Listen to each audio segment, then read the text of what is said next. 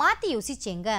குறைந்த நீரில் வறட்சியை தாங்கி வளரக்கூடியதால் கொய்யா சாகுபடி செய்யும் விவசாயிகளின் எண்ணிக்கை அதிகரித்து கொண்டே வருகிறது.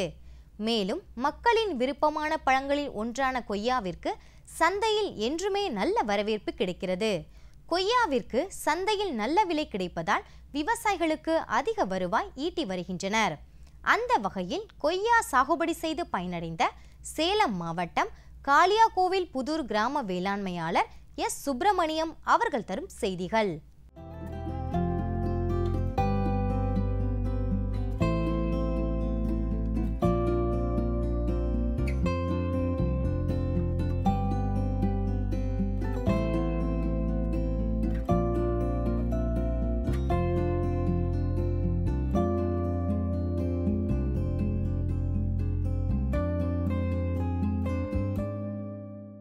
நாற்பது வருஷமாக கொய்யா சாகுபடி பண்ணியிருக்கேன். 40 வருஷம் அனுபவம். இதுவரையிலும் கொய்யா தான் என்னுடைய மெயின். இது 20 அடிக்கு 15 அடிக்கு ஒரு கேப் ஒரு செடி வச்சேன்.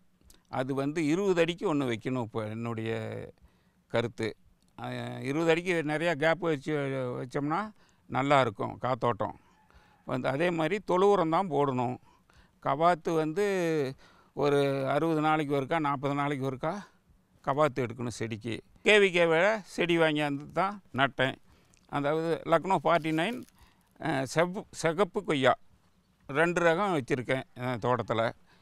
இந்த அதாவது செடிக்கு செடி பைப்பு வச்சு தான் தண்ணி விட்டுக்கிட்டு இருக்கிறேன்.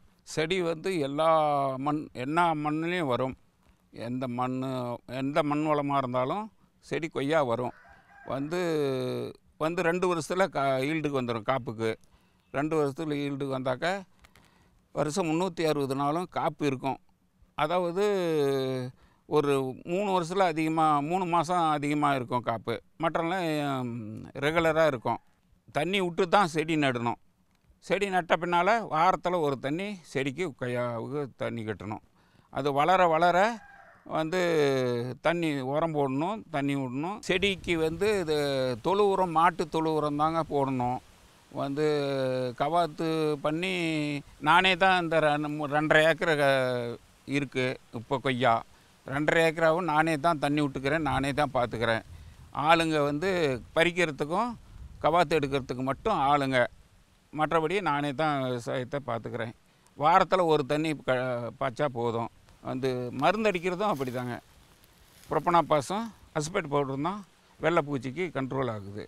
மற்றது எதுவும் இல்லைங்க. அது மருந்து அடிக்கிறதுக்கு ஆளுங்களை வச்சு அடிச்சிடுவோம். இதுக்கு ஊடு பயிர் பப்பாளி நடலாம். பப்பாளி நட்டால் நல்ல மகசூல். எனக்கு அறுக்கிறதுக்கு ஆள் வச்சு அறுக்கிறேன். இங்கேயே எடுத்துக்கிறாங்க. கிலோ 25 ரூபாய்க்கு கொடுக்குறேன். ஆள் செலவு 30,000 ரூபாய் ஆகுது வருஷத்தில். அப்புறம் வருஷம் எனக்கு கிடைக்கிற மகசூல் 1 லட்ச ரூபாய் கிடைக்குது. மேலும் விவரங்கள் பெற எஸ். சுப்பிரமணியம் அவர்களை 08695380407 என்ற கைபேசி எண்ணில் தொடர்பு கொள்ளலாம்.